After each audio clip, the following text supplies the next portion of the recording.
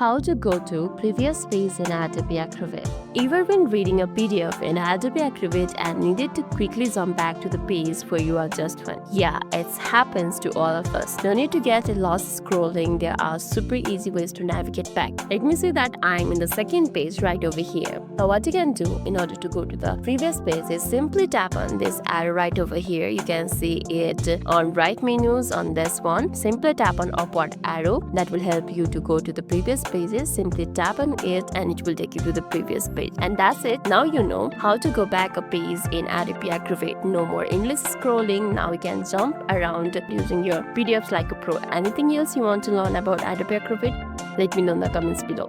That's all for today's video, and if this video made your day a little bit easier, don't forget to like and subscribe for more amazing tips. Thanks for watching and see you in the next video.